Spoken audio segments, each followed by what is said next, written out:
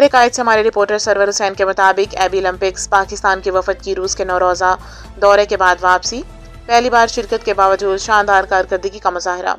روس میں منعقدہ معذوروں کے بین الاقوامی پیشہ ورانہ اور دستکاری کے مقابلوں میں شرکت کے بعد پاکستانی وفد بخیر و عافیت وطن واپس پہنچ گیا۔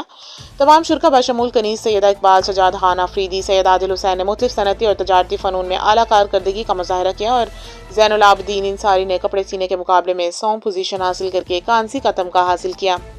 دیگر اراکین میں یوگاچاریہ ڈاکٹر وسیم تائی، سید سخاوت علی اور سینسی ظہور احمد نے معذور افراد کی صحت کے مسائل کو حل کرنے کے لیے یوگا آسن کی نظریاتی اور عملی تربیت فراہم کی۔ سید عادل حسین نے معذور افراد کی سماجی اور معاشی بحالی کے لیے تفصیلی لیکچر دیا۔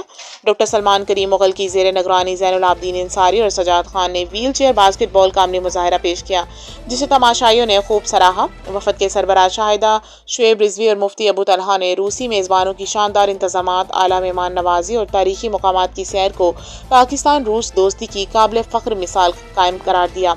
پاکستانی وفد کی بہترین کارکردگی کو سراہنے کے لیے فیصل نیاز ترمذی روس میں پاکستان کے سفیر اپنے سٹاف کے ساتھ بنفس نفیس ہوٹل تشریف لائے اور وفد کو تحائف پیش کیے اور مذکورہ دورے کو علاقے میں امن و استحکام کا باعث قرار دیا۔ انہوں نے اس دورے کے اسپانسر اداروں اور بچ میڈیا، نصرت ٹرسٹ اور شاہدہ شعیب رضوی کو خراج تحسین پیش کیا۔